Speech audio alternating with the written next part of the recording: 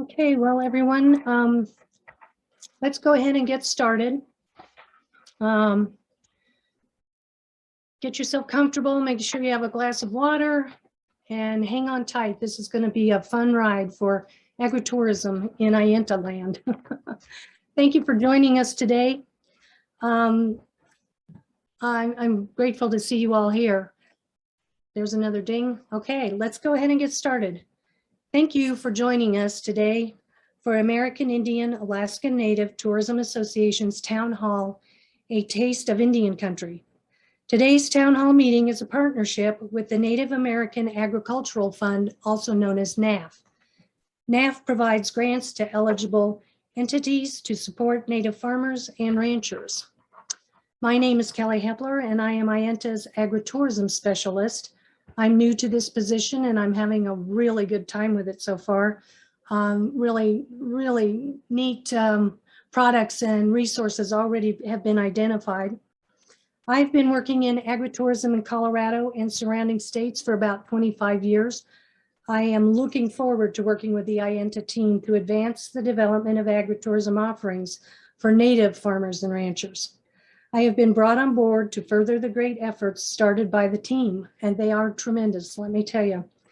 We have already been working to expand the reach of the program and get more agritourism businesses identified for growing with AIANTA. In today's town hall, you will learn more about AIANTA's agritourism marketing efforts, while also being given the opportunity to share your own challenges and questions with respect to starting or expanding an agritourism program. To learn more about Native partners in agritourism, please download AIANTA's case studies in tribal agritourism at our website. I think Sherry's also going to put the link to that in the chat if you want to find it there. It's a beautiful, beautiful report. The resources, the worksheets, the tools that you need to get started or move forward are in there and very well organized. For those of you who are not familiar with AIANTA, for nearly 2 decades, AIANTA has served as the national voice for American Indians, nations, and Native Hawaiians engaged in cultural tourism.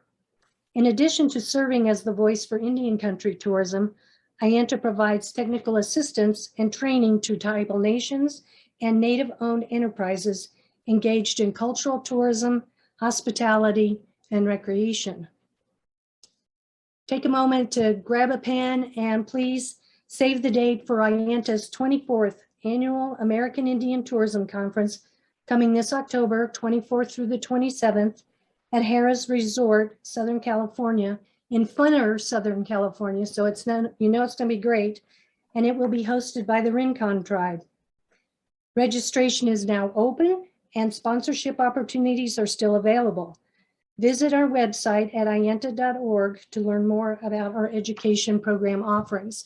Along with that conference, there are other ways for you to connect with and also look at past webinars and download those for review. Those links will also be in the chat if you want to take a peek. Now at this time, I am pleased to introduce you to our CEO. AIANTA CEO Sherry L. Rupert Paiute Washu has nearly 2 decades of executive level experience managing and promoting Native American cultural tourism. Since joining AIANTA as CEO in 2019, she has spearheaded several initiatives, including the organization's groundbreaking new tribal agritourism program. As CEO of the only national association dedicated to Indigenous tourism, she is the leading voice when it comes to advocating for travel and cultural tourism as a significant economic driver in tribal nations. She also holds leadership positions on various national boards, including the Board of Directors for the U.S. Travel Association, the America 250 Hospitality and Tourism Advisory Committee, and the Office of National Marine Sanctuary System, ONMS Business Advisory Council, under the National Oceanic and Atmospheric Administration Department of Commerce. I am pleased to welcome Sherry to the screen and let you hear her voice. Thank you, Sherry. Thank you, Kelly. Bianca, if you could advance the next slide, please. I want to thank all of you for joining us this afternoon on this very important topic. It's near and dear to my heart. I grew up in a small town in rural Nevada and was very close to farms and ranches, especially on my way to school in the morning. You could smell them the whole way on the way to school. But the American Indian Alaska Native Tourism Association, our mission is to define, introduce, grow, and sustain American Indian, Alaska Native, and Native Hawaiian tourism that honors traditions and values. And that's very important to note in everything that we do. We're always looking at how we can come at this from a tribal perspective. So I'm really excited to share with you today all of the amazing work that's happening across the country as far as agritourism is concerned. Next slide. So a little bit about the importance of agriculture. Agriculture provides most of the world's food and fabrics. Cotton, your favorite t-shirt, wool, your favorite skirt, and then that fabulous leather jacket. They're all agricultural products. Agriculture also provides wood for construction and paper products. It plays a big role to a country's development, and it can help heal the environment.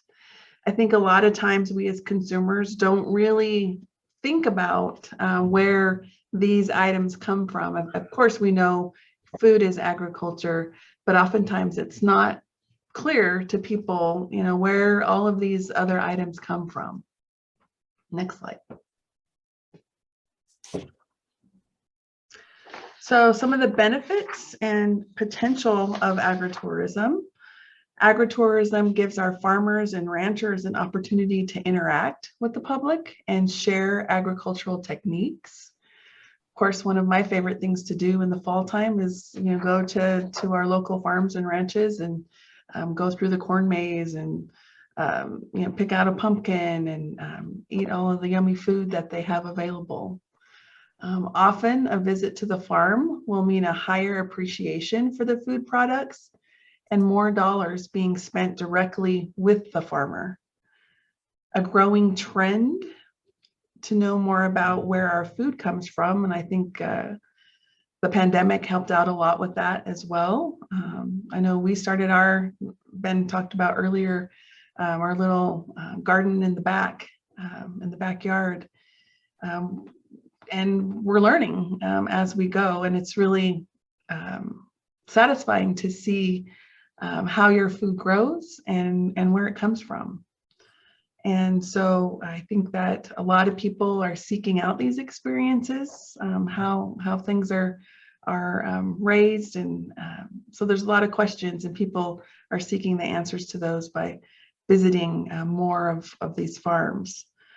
Time on the farm can also allow for a cultural exchange that creates lasting friendships. And Native producers are seeing an increase in agritourism that is adding to their earnings. Prior to COVID, tourism, including agritourism, was a leading opportunity for jobs and economic development in Indian country.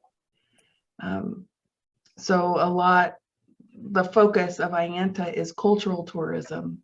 And so cultural tourism provides a means of employing our cultural people within our communities. And we're seeing that in agritourism as well, our ranchers, our fishers, our farmers. This is a new opportunity for them to expand their operations. Next slide. So in the US, there are 80,000 Native farmers and ranchers that engage in food and agriculture production on 59 million acres of land. The number of Native farmers is growing, outpacing the growth of all American farms. And in 2017, Native farms grew by 7%, more than double the growth of American farms, which was at 3%.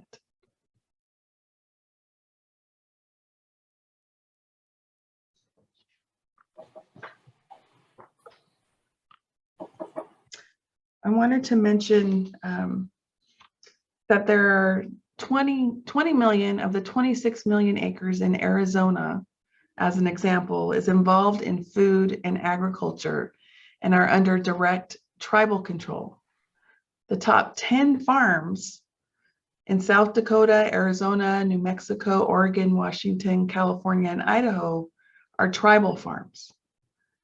And the largest contiguous farm in the US is the Navajo Agricultural Products Industry, or NAPI.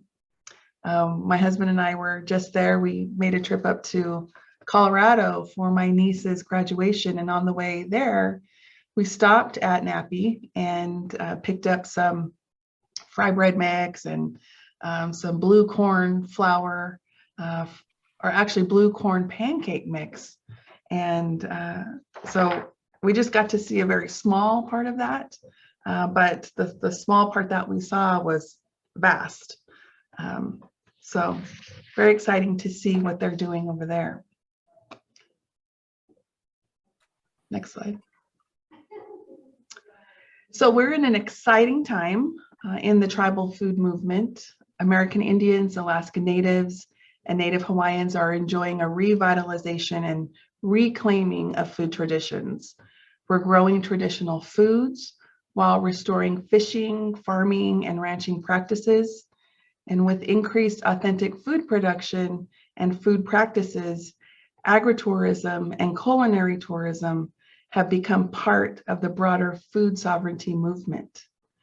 So last year, actually it was October 2020, AIANTA released our 6 case studies in tribal agritourism, where agritourism is explored from a Native perspective. And the 6 case studies are listed here: Choctaw Nation of Oklahoma, the Yochidehi Wintu Nation from California, Icy Strait Point in Alaska, the Santa Ana Pueblo here in New Mexico, the Big Apple Fest in Oneida in Wisconsin, and the Iroquois White Corn Project with the Seneca Nation out of New York. And so these entities generously shared their agritourism journeys in this case studies. And as Kelly mentioned earlier, you can go to our website, and I believe Sherry's posted the address in the chat. You can go to our resources page there and take a look at these case studies and download it for free if you'd like. It's hands down my favorite publication of AIANTA. It's just really well done, has great examples, has worksheets in the back that you can benefit from as well. Next slide. And this handbook was designed for ranchers, farmers, and other Native food producers interested in sharing culture, heritage, and traditional food systems. And according to the US Department of Commerce in 2019, approximately 1.9 million visitors, overseas visitors, traveled to American Indian community for an experience. And that's what we hear, time and time again from the international travelers, these cultural heritage tourism travelers that are interested, are not afraid to, get in a rental car and go to these rural spaces where many of our tribes are, to have that unique experience. They stay longer, they spend more. And so I think that Indian country and agritourism is especially situated for those travelers coming to visit us. And I'm going to turn it back over to Kelly for the rest of the town hall. Thank you, Sherry. That was really nice, very, very informative. It's exciting to see agritourism growing in such a big way for Native providers, and it seems to be real strong with women farmers and ranchers as well. So looking forward to seeing more of that in the future. Go ahead and next slide. So our first scheduled speaker is Sherilyn Yazzie. I don't see her name in the roster. I just heard from her yesterday, so she will probably be joining us at some point. our next speaker is here, but I would like to mention that Sherilyn with the coffee pot has a pretty wonderful little farm. They bring people on, they teach them about growing crops, healthy foods, bringing people back to the foods that are healthy for them, indigenous foods, heritage foods. And she's also a board member for the nativeseeds.org organization, and seed savers have become really important to the agritourism movement all over the nation and the world. So let's hope that Sherilyn can join us after a bit. Our next speaker, Essence, go ahead and change the slide. There we go. Essence Hoyos is here. And Essence, if you're ready, I've got a couple of questions for you. Sure. There Thank she you. is. So not too long ago, Essence, the tribe, bought an historic ranch in about 2017. And can you tell us, that you bought it with the intent of creating an agritourism piece to it? Can you give us some idea about what it was like to start from the very beginning? Sure. Actually, the tribe purchased the Golden Eagle farm because it was the best possible outcome to get electricity and water to reservation land that did not have access to it at that time. So the concept of bringing agritourism to the Golden Eagle farm came much, much later. There was a lot of restructuring of the tribal government during that time, and our business development corporation was chartered around the same time that the farm was purchased. So it took about a year or two to really sort of, lasso in what it is that we were wanting to do on the land, because it was once a premier racehorse breeding and training facility, world renowned. And so we would like to sort of preserve that legacy, but also rewind 10,000, 12,000 years and let people know that the historical usage of that land was of our ancestors as well. So we've done some archaeology studies out there showing that it is actually a traditional village site, the entire valley there. So it's perfect for the cultural agritourism, concept that we're still working on developing. With this historic property, it was left vacant for about 10 to 15 years. So there's a lot of infrastructure that's in need of repair and replacement. And so we're just kind of doing the best we can to maintain. You mentioned the water issue earlier. We just had a pipe break a couple days ago, and we lost about 100,000 gallons to our neighbor's pond that was dry. So there've been a lot of, roadblocks, stumbling blocks in our way from actually opening, COVID being among them. We also were charged with doing the fee to trust process on the property. And so there've been some issues with that along the way. There were some discrepancies in the record of survey. So we had to do another land survey. And just when we got started with that is when COVID hit. So it took about a year, almost a year and a half to get that process done, because the county was shut down and they had issues with, approving all the maps and the records and all of that. So there've been lots of little setbacks, but we have an amazing board of directors. We have amazing consultants that, continue to sort of stoke the fires to keep us moving forward. We're definitely a working board. And we also have a fantastic on the ground crew of office staff and facility services maintenance workers that most of them are tribal members. So they take a great deal of pride in what it is that they're doing to help promote agritourism, cultural heritage tourism on the property there. The one project that we were able to develop almost immediately, thanks to all of the resources that we've been able to access, is this organic produce farm. And this year we're actually working on our organic certification. And that was born of attending the Native Seeds for Life conference in Minnesota a few years ago, where we met Chef Sean Sherman, the sous chef.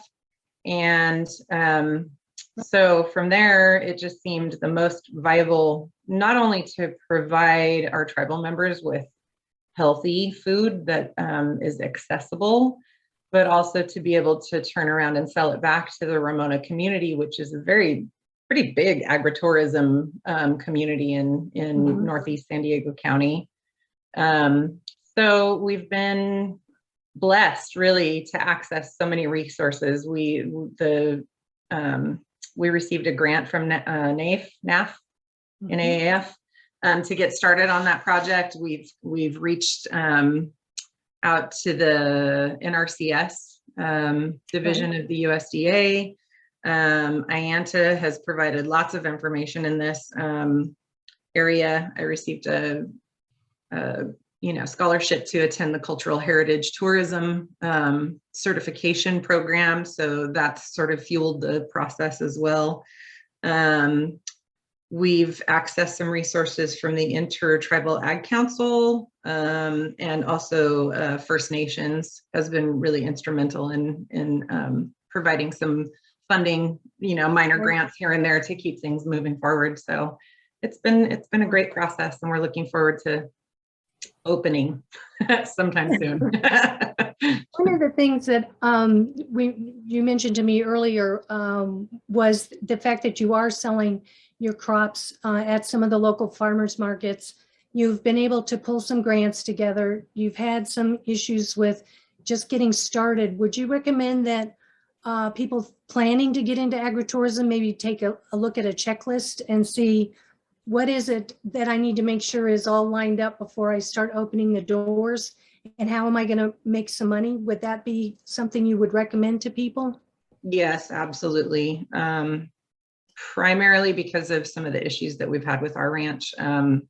It's like I said, we, forged forward with the Feed a Trust process, and we'd like to keep the sort of the use of the land consistent with what it had been used as a breeding and training facility. So we're looking into doing equestrian activities, but in order to have events on the property, currently we would have to go through the county permitting process because several of the parcels of land fall under the Williamson Act, which I believe is a California state legislation, but we've had some big issues with that because apparently even when the land goes into trust, the Williamson Act regulations supersede even trust status. So we're having to meander some of that, but yes, definitely a checklist. Make sure that your land use and the restrictions of it are, in place, feasibility of the projects. And then one of the biggest issues that we've come up against is the infrastructure. Like every time we turn around, get ready to spend our dollars in a way to build economic development, we're having to spend it on infrastructure repairs. So, yeah. So I think the best advice from you, Essence, is just go in with your eyes wide open so that you can be prepared for what comes your way. So thank you for giving us that overview, that taste of your ranch and farm. And with that, let's go ahead and move into the poll. We have a poll question coming up. Thank you, Essence. Thank you. Appreciate it. Poll question 1. Does your tribe, native restaurants serve native food products?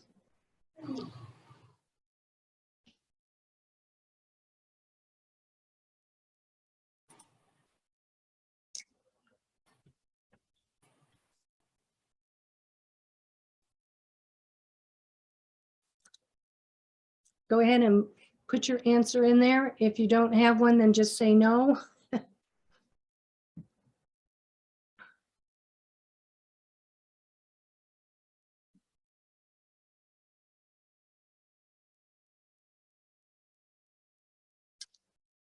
There we are. Very good. So about 45% of you said yes, and 55% of you said no. So some of you are offering native food products, and some of you may not have food products as part of your program. So thank you for filling out that poll. Next in our lineup is Mary Goddard. Mary has a really unique background, unique talents and gifts to offer to agritourism. And so Mary, I'd like to ask you, can you share an experience or your experience as a regional catalyst for regenerative tourism and how that relates to agritourism? How, things like connecting with the land and sharing what you know with the people to connect them with the land. Yeah, absolutely. So being the regional catalyst for regenerative tourism has really just, placed me in a position of networking. And what I get to do on a daily basis is really conversate with a lot of people in tribes and communities, whether they're small businesses, and really, showing how it can connect to tourism. And of course, I feel like when it comes to tourism, food is such an important aspect of it. And especially, any food that is like cultural food, right? People come in with, with interest on what is the local foods, how can I get it? And being able to help restaurants, so I guess I'll just back up for a second. So Forest Fresh Alaska I do a blog with my husband, and my husband is a former chef. And so what we do is we create recipes a lot of times for businesses, or we will showcase if there's any local foods that produce, we'll showcase how to use that foods. And so really in this unique position of being a catalyst in regenerative tourism in Southeast Alaska, a lot of it I get to promote local food. I get to teach about the cultural aspects of food. If there's any missing pieces, so if there's a restaurant in town and they're not serving, any of the local food products that are available, just having that conversation and giving them creative ideas of how to use it has been really helpful for them. And so, as an example, one local food product that has kind of just I don't want to say blown up, but is doing really well is, I grew up eating seaweed, and seaweed was not something that when people would come to Alaska, the first thing they think about is salmon, right? Like eating salmon. And now people are thinking more and more about seaweed, which is a very traditional food. But having that connection of, there's a few companies here in Southeast Alaska that sell food products. And for us to be able to create recipes utilizing their products and being able to show that to small businesses that serve food has been a good connector. And then that education piece as well. So, I don't know if that answers your question. No, that definitely does. Mary, also, have you found that when you create these recipes and share them with chefs and then they add them to their menu, are they good about making clear where these products come from? They identify either the grower or that they've been foraged, or do they share a story with it on their menu, or are you aware of how they do that with you? Yeah, well, I'll give you an example. Like that's kind of where we come in and help.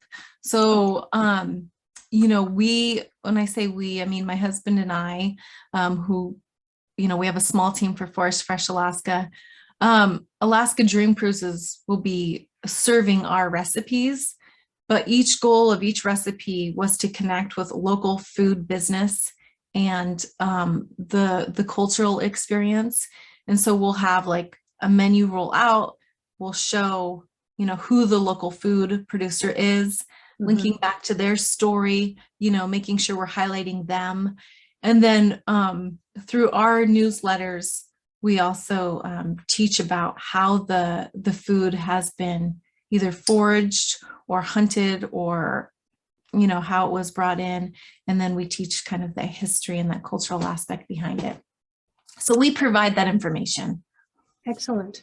So is there something, some form of training that you would recommend AIANTA try to offer just with your experience in agritourism? Is there something you feel like we could do to help others advance their programs?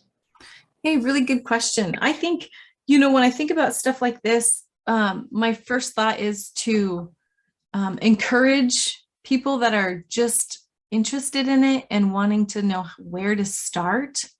Like if we look at like even our blog, Forest Fresh Alaska, we've always had an interest in food. But it started off years ago just as, you know, sharing little bits of information. And now we're kind of at the point where, you know, people want us to lead tours, people want us to create recipes for them, people, you know, want this information. So I think just having something where it's like, this is your interest, here's an entry point. This is how you can get started. I think that would be beneficial.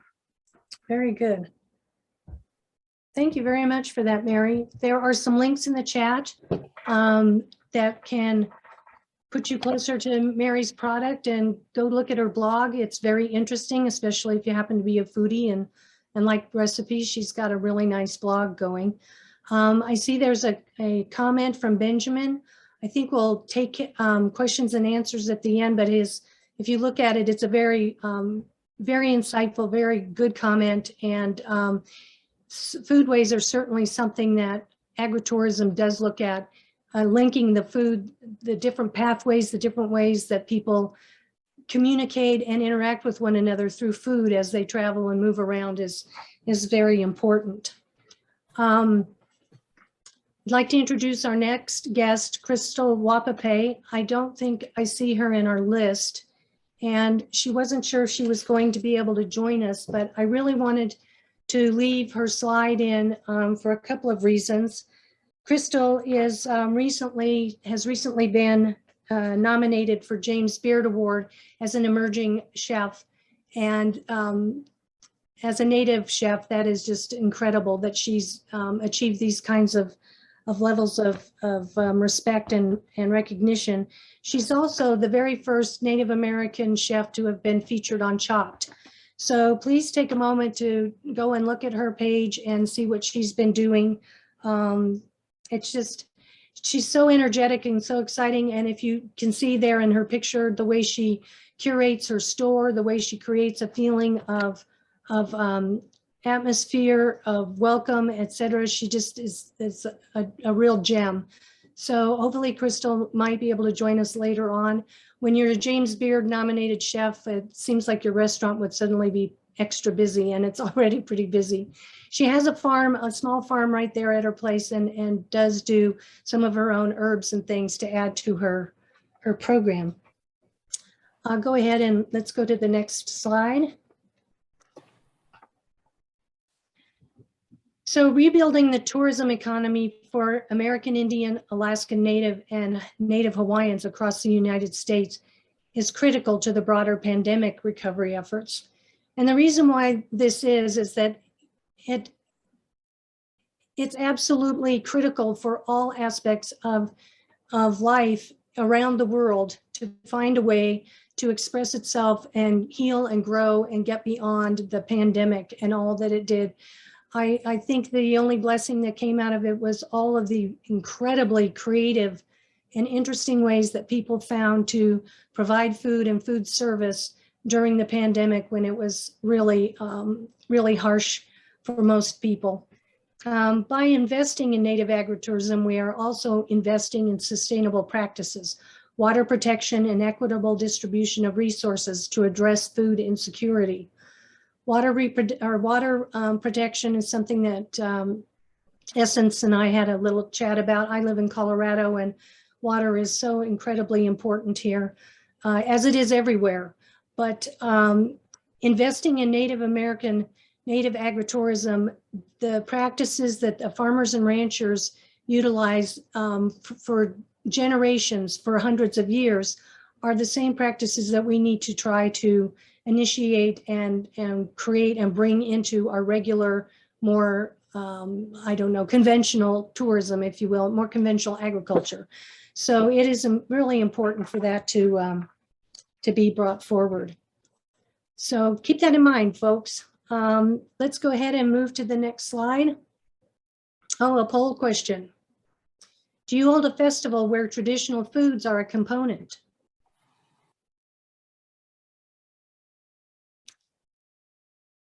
So traditional foods would be traditional for your tribe or your geographic location?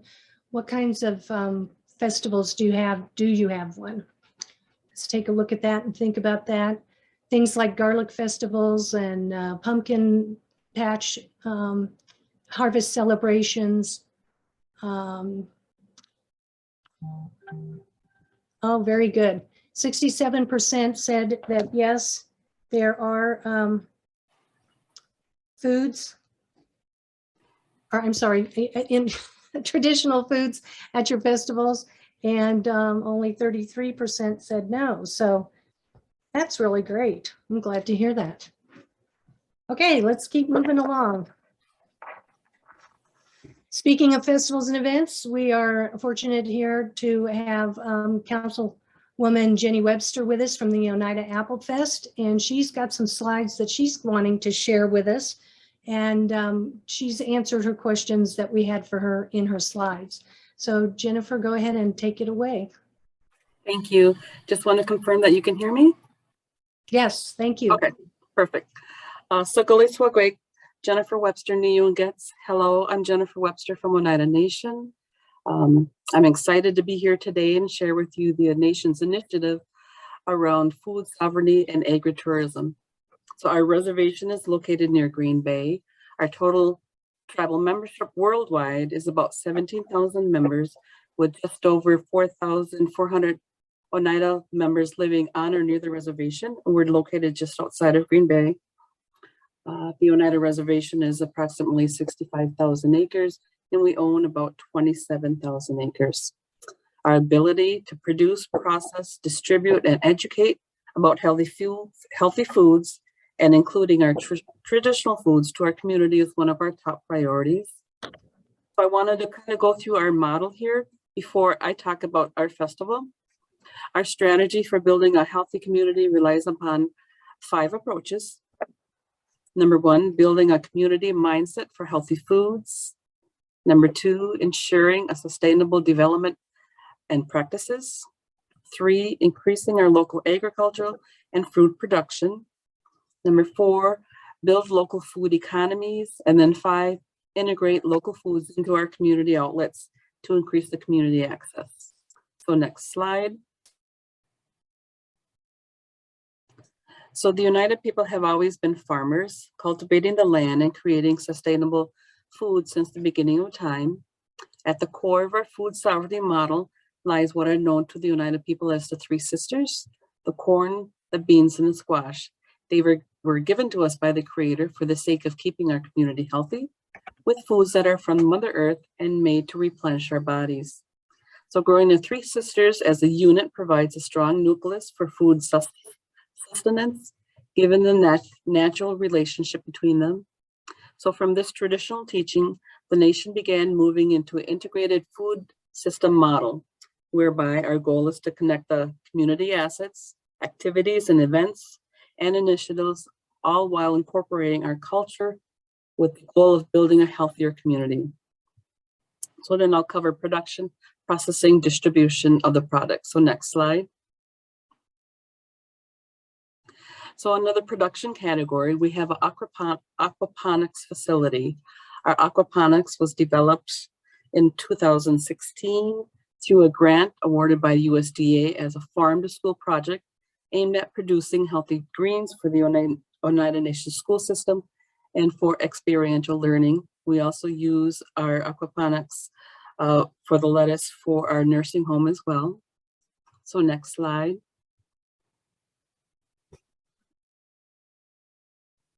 Another production component is the Oneida Nation Farms, and that's the largest privately owned Black Angus herd in Wisconsin. They have over 400 total head of cattle, and they're expecting 200 newborns this spring. We have over 5,000 acres of crop and around 500 acres of pasture. They also produce hay, corn grain, corn silage, soybeans, and winter wheat. And our buffalo farm currently has 160 head of buffalo, and there too they are expecting 50 new calves this spring yet. Another production component is the Oneida Apple Orchard, and I'll tie that in towards the end. The orchard normally harvests 10,000 to 11,000 bushels of apples and serves over 5,000 customers on an annual basis. And then the Oneida Cannery processes the apples into products such as cider, apple chips, and applesauce. The Oneida Nation school system, our nursing home, and our food pantry and local school districts receive our products. Next slide. Our next producer is Junhenqua, which means life sustenance in our language. It is our all-natural organic farm. Their mission is to become a successful model of a culturally significant, sustainable program that meets the educational and indigenous food needs of our community. Each year, Junhenqua plants heirloom white corn, which is harvested and processed by the Oneida Cannery. There's a high community demand for this product, and many families have engaged in developing their own white corn crops. How do I stop this? Dismiss. That was my timer. Yeah. Thank you. So they've engaged in developing their own white corn crops to assist in providing products to meet the community's demands and feed their families. So that's another one of our products. So Junhenqua also cares for 47 of our grass-fed cattle and about 240 laying hens. Next slide. Wow. So this brings us to production or processing. So here you'll see slides of our cannery.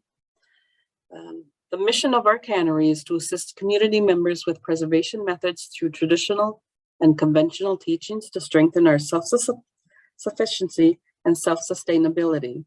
This encourages learning through hands-on approach and have community members use our facility to process their own goods.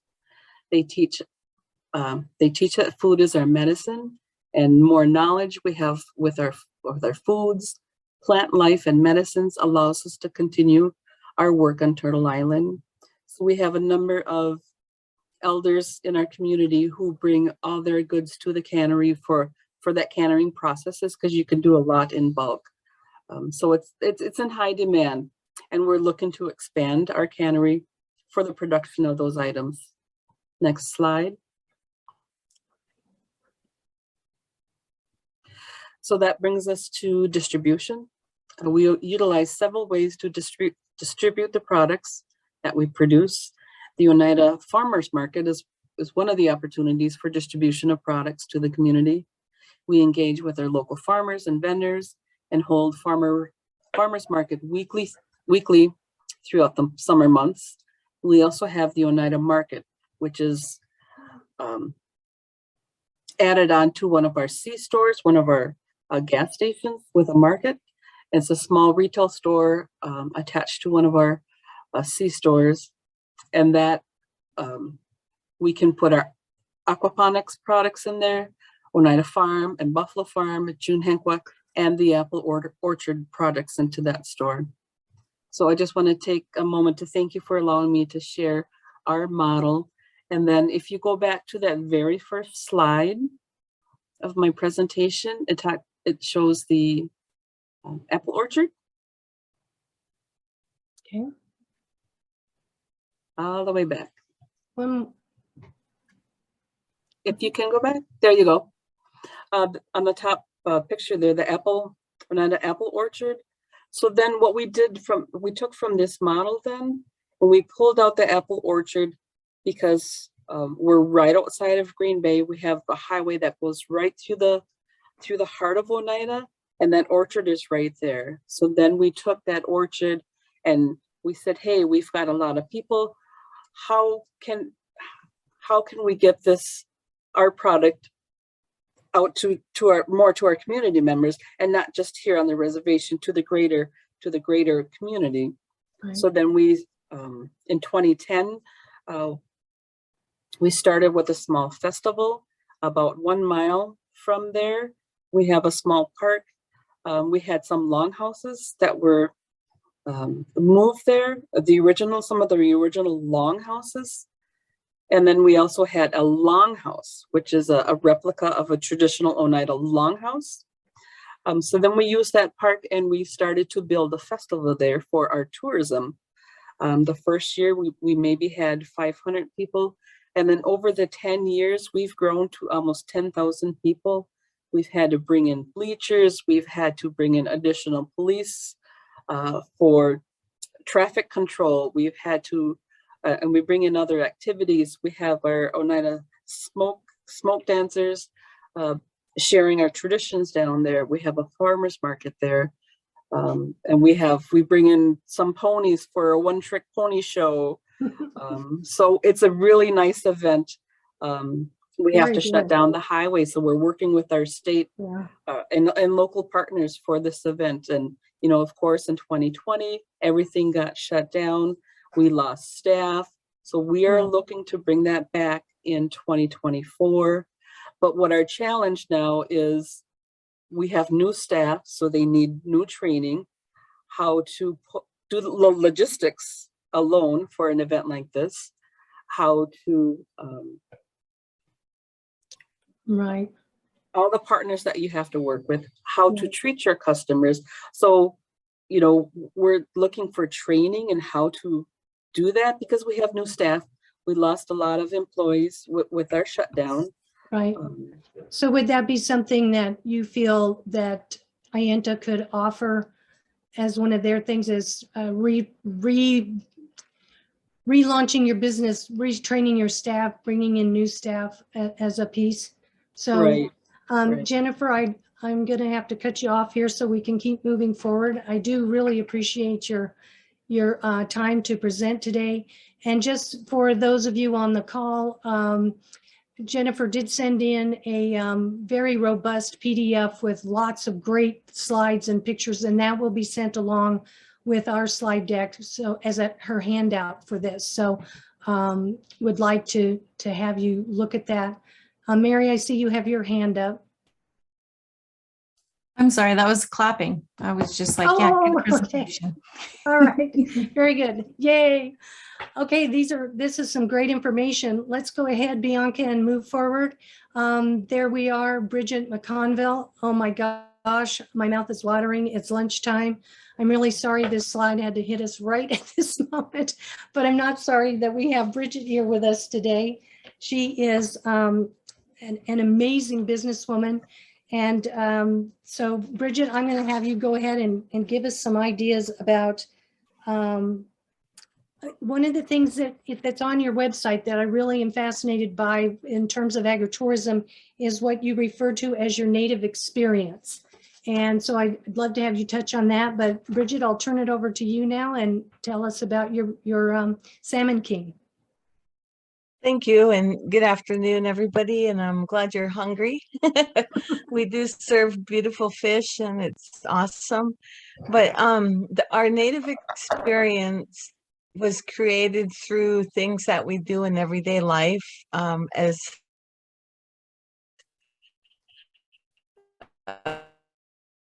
a Columbia River person. At times throughout the year, we have experiences with our food that is ceremonial. And we just finished the salmon feast about a month and a half ago, and that took place on the Columbia River. And then so we're able to harvest our fish. And part of what the native experience includes is, if requested, it's offered sometimes.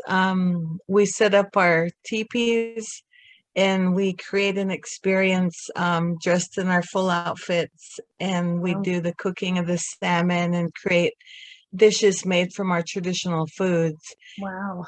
And so through my lifetime, my grandmother plant species that the Plateau tribes utilize. And so our menu items are all native species to the area, and it's, we just gather them and put them away for certain things like the native experience. And so when we do this, we cook the fish over the fire and on the sticks, and use the alder species of fish that we catch from February to October. And, you know, right now we're in the middle of the sockeye salmon season, and there's a little bit of steelhead coming in, and it's the end of the summer salmon. So there's 3 or 4 different species that we're catching, and just sharing our tribal history. And sometimes we'll, if they get really excited and want to do something fun, we'll make a jewelry item. And Oh, yeah. so a little bit about our store is, we're 11 years old this past February, and we created the store because the 2 biggest trade items on the Columbia River prior to contact were fish and beads. You know, the traders Oh. brought beads, and Mhm, so our mhm. store has 28 different fish products, and then we do finished products as well as a small amount of supplies to make things. So it's a lot of fun. I create dishes that take a long time. We just finished one, which is our moss, our mountain moss that we gather off of the pine trees and bake it in the ground. And it's kind of like a licorice, but you can add, when raisins are introduced, they put raisins in it and sugar. And it's kind of like a porridge, but it's black and it looks like tar, but Oh, it's wow. really good. And, you know, that's one of the things that we started using. But I've been using it as a spread, and then Okay. putting your salmon in it, and it's really good. And everything we gather isn't purchased. It's either foraged naturally or it's grown, you know, I have a micro farm too, where everything I gather goes into our salsas and like the jalapeno steelhead, and, you know, everything that we create, it's, you know, we do ourselves. Very good. Well, Bridget, that gives us a great overview. Your food is absolutely spectacular looking. I'm very grateful that you were able to join us today. I might have to take an intermission though and go get some food. Look at that salmon. They're so good. I've gotten really crazy for salmon lately, but thank you so much. And we might have some questions for you at the end, but stay with us. Sure. Thank Thank you. Thank you. Okay, we have another poll question. Does your tribe community produce a food product?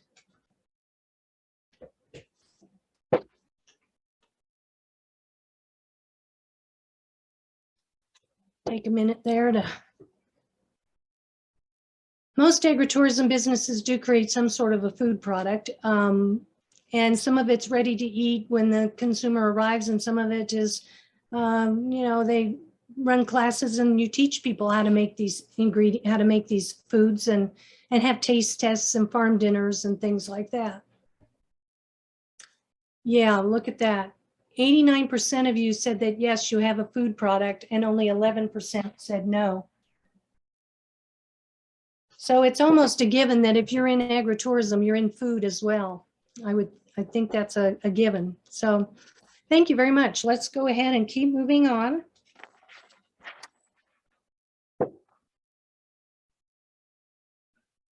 Go ahead and go to the next slide.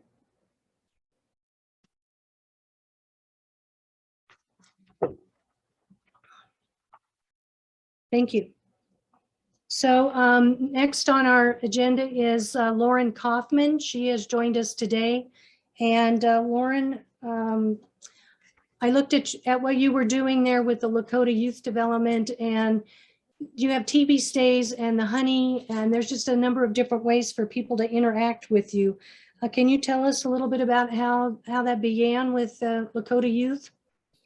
Yes, thank you so much for inviting me onto this call. Our organization, Lakota Youth Development, as a nonprofit, has existed for 30 years. So we're super excited about that.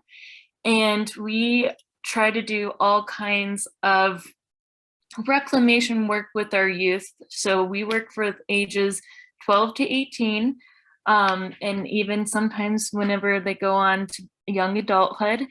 And I guess my supervisor had a friend who was a hobby beekeeper and wanted to come and give a conversation about why are bees so important and what do they do for our environment.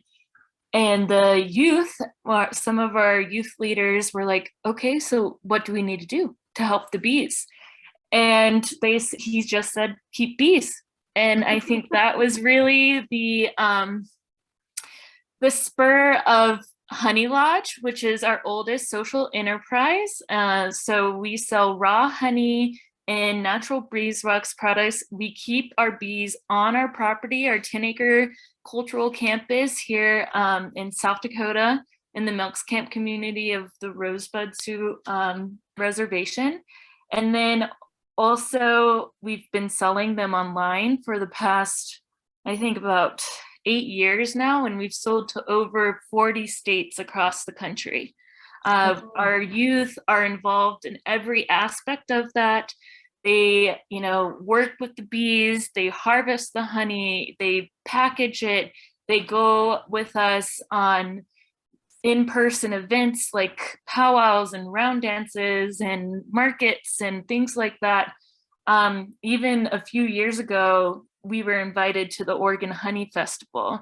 And so we took our youth and performed for them. Even a lot of our youth are also powwow dancers. Oh yeah, yeah.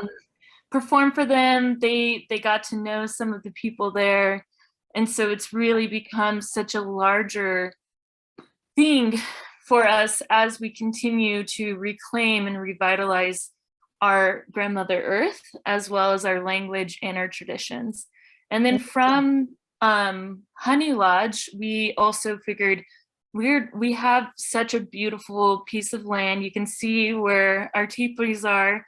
We have 10 acres on the prairie of South Dakota. And as a person who is from a small city in Florida, I don't like it in the winter necessarily, but I do love it in the summer. We're so close and connected to nature. We're only about 30 miles away from the Missouri River and about 10 miles away from the Niobrara River. So we have such a rich history, cultural history here, as well as just natural beauty. And like you said, a lot of tourists do want very authentic experiences. So we're really ramping up on that, and we're giving our youth the opportunity to have these apprenticeships, to learn different skills within digital marketing and customer service and tourism. Next year, we will be a part of Destination America, which is a Trafalgar tour system, which they will be bringing, 6 or so bus tours and they're going to have a full experience with us. So our youth are going to do a small performance. We're going to have an elder caregiving, some storytelling and traditional things. They will have at least a 3-star, course meal, which our youth will be serving them. And then they will also learn about the plants that they had within their traditional meal. And our youth come and they harvest these either in the wild or within 2 of our gardens. We have an underground garden and we have a summer garden. And with what we really want to do for these 10 acres that we have here is to make it completely self-sustaining. And have our youth really understand how they can model this and put this whenever it comes time for them to work with their families or put in for their own home sites, and really learn how can we mitigate some of the effects that the climate crisis is having on us right now. Because we know that Indigenous communities are hit the hardest by all of the weather changes and even the pandemic. So hopefully within that savings that we have with that, we can then go on to offer micro grants and microfinancing to our youth as they grow up into, more self-sustaining entrepreneurs in their young adulthood. Great, thank you. That's quite an offering, quite a service that you're providing, and it's really critical that we continue to bring our youth forward, bring up new generations to continue the traditions and keep agriculture going. So thank you so much, Lauren. We might have some questions for you at the end. Bianca, I'm going to ask you if you can go back to the poll question number 4. I think I skipped through that.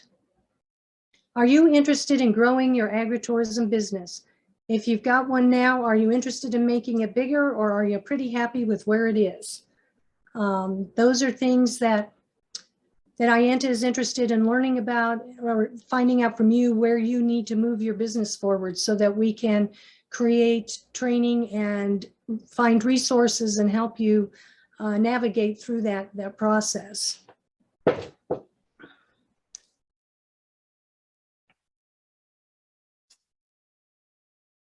It's kind of interesting that the term grow is always in all of these things. Wow, 100% said yes. So I'm grateful that you all are excited and ready to roll up sleeves and keep moving forward. So thank you very much. Go ahead, Bianca, and let's go back to the Red Cliff Fish because we're anxious to hear from those folks.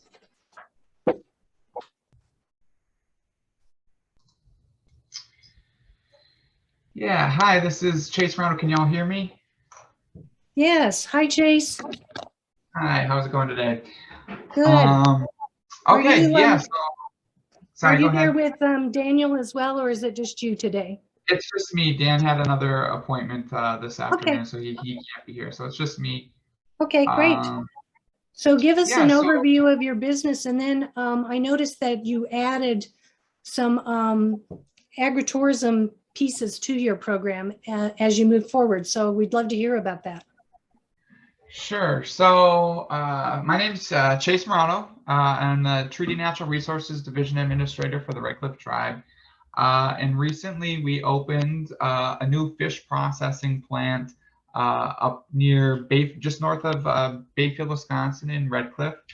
So a little backstory, I guess, or just the significance or importance here is that so Red Cliff is a fishing community.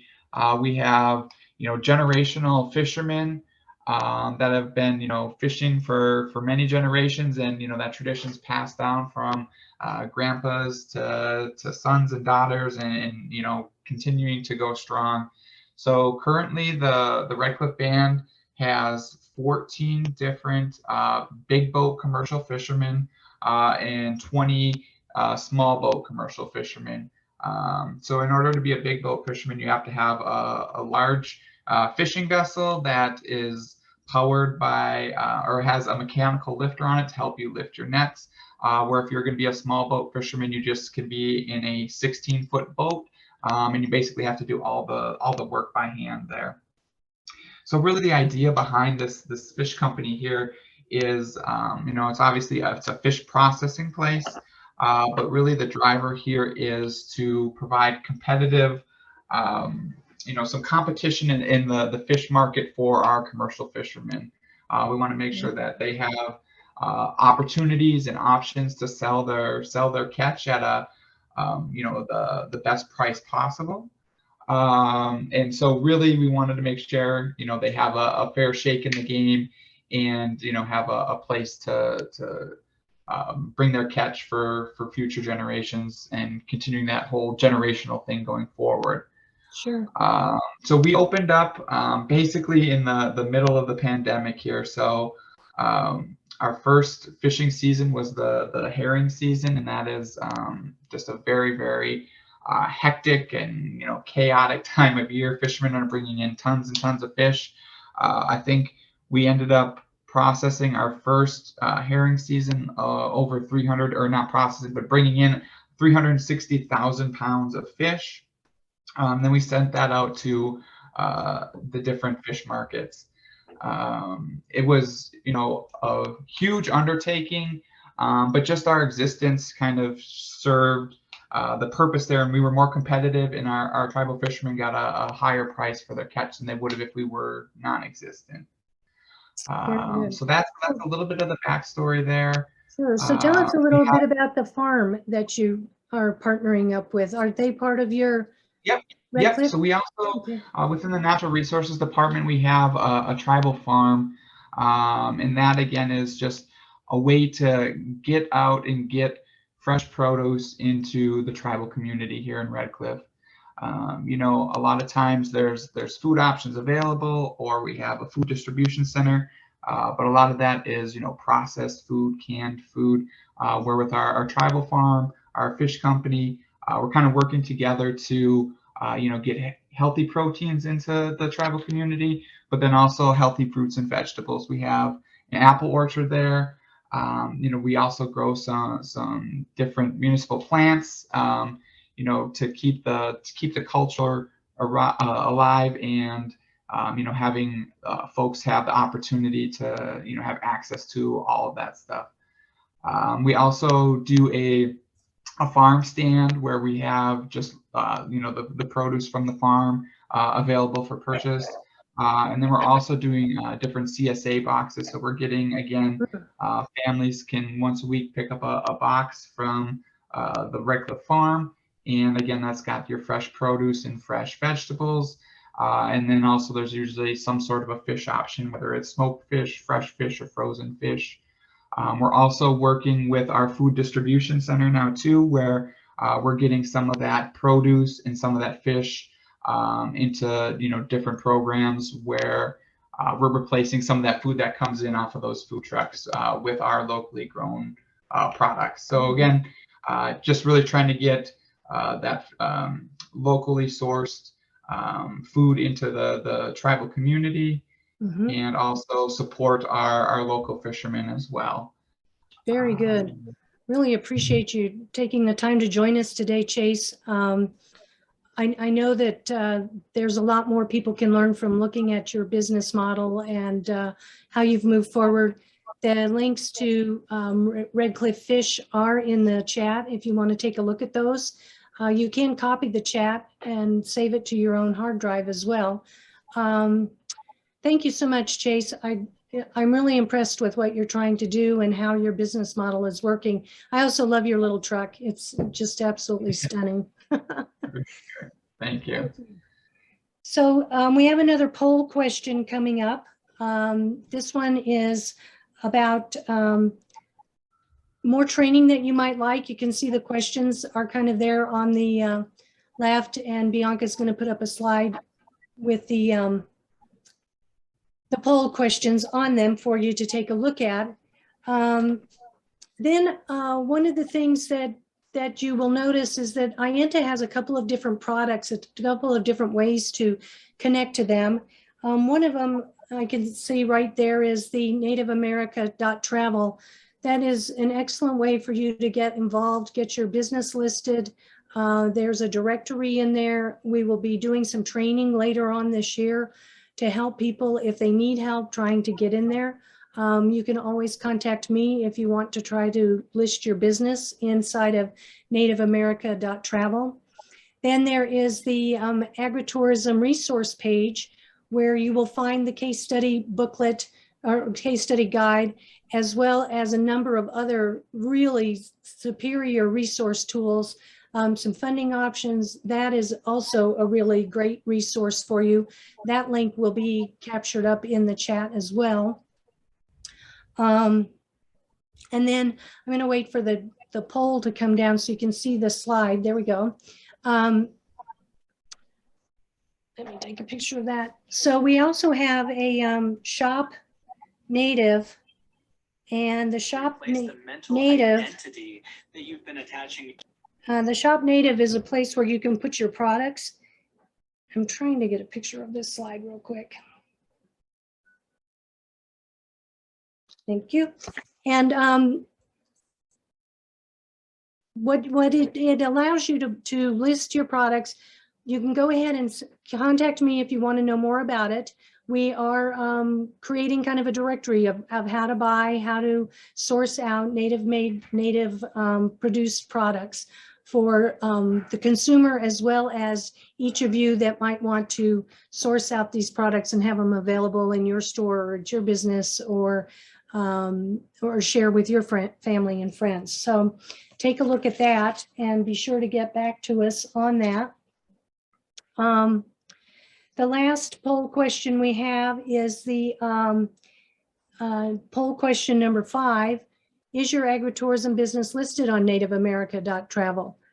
And again, that is a place where you can get your information out there. There's a nice full page. It allows you to talk about what you do, show some photos.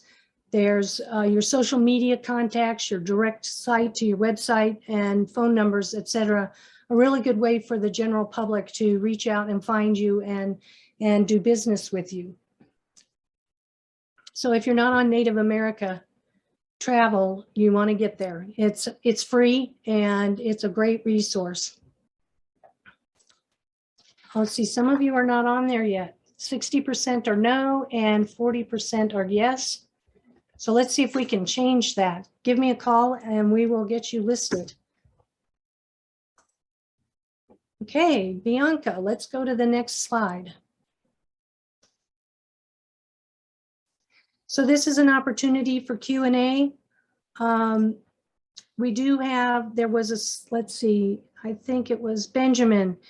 You were asking if there were guided fishing trips, and I think that was for Lauren. And do you have guided fishing trips on your, with your Lakota program? I actually think that one was for Bridget. Oh, Mhm. oh, it does say Bridget. I'm sorry, it does. Right there. Bridget, do you Yeah, offer? this is Bridget. So we are, every year we try to add something, and we've been working on this concept for about a year and been doing some research on pricing. And one thing that we found was we would be the only guide service that provides a meal. You know, Oh, so this is part of something that we can give them, part of that native experience with the fishing, whether they catch a fish or not. And we have the Deschutes River that borders the reservation, and which is world-class trout fishing. You know, so we may start there. My husband wants to start in the Columbia River because we spend so much time there. So we'll see where it goes, but we're still working on it, and we will do it, you know. very good.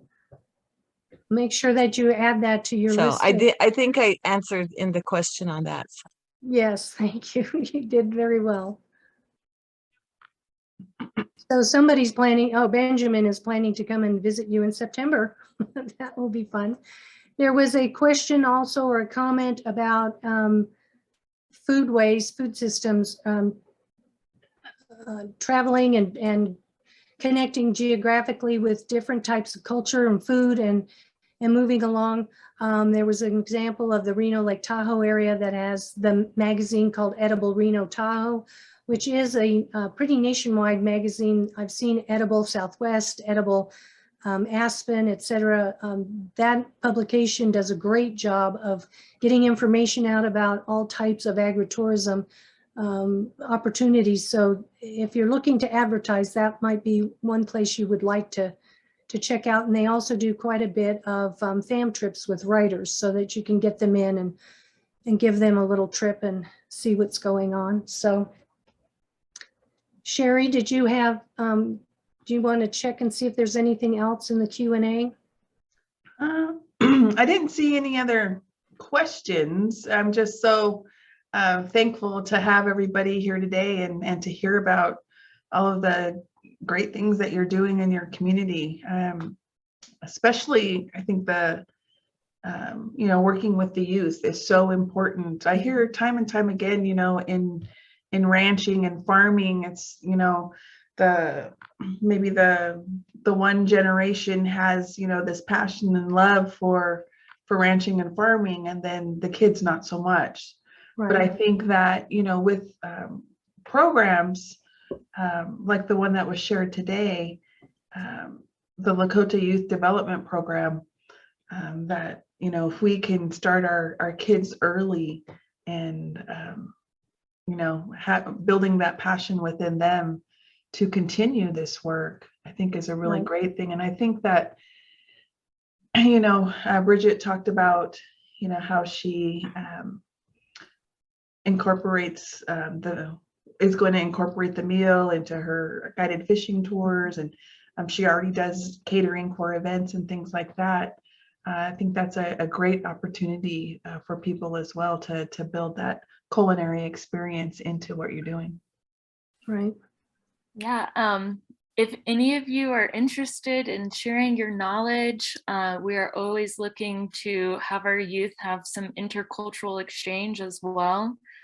Come visit us in South Dakota. You can stay in one of our teepees and learn with us and grow with us. And we can always have, you know, a Zoom training as well. So, Lauren, are you part of the South Dakota Native Tourism Alliance? yes, we are. So Okay. that's So actually I'm coming they are over the people to. who helped us set up our Destination America tour. Oh, awesome! Very I'm good. coming over to your territory here in a few weeks. Okay, if you're gonna come for the test tour, then you will see us. Yeah, I plan So to. perfect. Yep. Send- I'll leave my email in the chat. So yeah, if you're interested in reaching out or even just learning more about our program, please let me know. Thank you. Very good. Well, without any other further questions, we would like to go ahead and wrap up. Again, the funding for this program for the agritourism program was provided by NAF. It sounds like some of you are very familiar with them and have also received funding. It's a fantastic organization, fantastic program. Yes, thank you very much. Want to give you just a little bit of a heads up that we have another webinar coming up July 12th. It is with the USDA and it's part 2. You might want to make sure that you get signed up for that. Let's see, everyone else is good in the chat. So thank you very much, all of you, for taking the time to be here with us today. I appreciate your time, your effort, your knowledge, and look forward to learning more about how you run your businesses and how AIANTA might be able to dovetail with you and create some bigger resources and more opportunities for other agritourism associations or other agritourism businesses. I'm sorry. This meeting has been recorded and you will get an email of the slides and the information. Please follow us on aianta.org/webinar in order to find out about any other future webinars. We do have several that we're looking at potentially developing for you. If you're not a member of AIANTA and would like to be, please contact Gail Chiak. Her name is there with her contact as well. She's the Tribal Relations and Outreach Manager. And so you can do that or visit us at aianta.org to find out more about how you can become involved. Feel free to reach out to any of us and we will make sure that you get to the right people. Again, I really appreciate you taking the time to be here today. This is my first webinar and had some real fun things come up and I was very excited to work them through with all of you. So happy that you joined us today. Please have a good weekend, a good week, and we will hope to see you on July 12th for our next webinar. Thank you. Thank you. Have a great day.